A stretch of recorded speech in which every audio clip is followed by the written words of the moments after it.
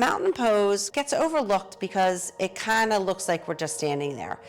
But in actuality, it's a really important pose because mountain pose is the foundational posture for all other standing poses.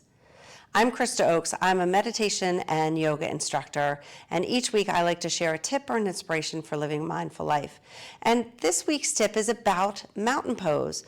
In mountain pose, the feet are hip-width apart or they can be touching. You have the big toes pointed straight ahead, and as you press down, you draw the energy all the way up through the body and through the top of the head. You can even expand it by reaching the arms up.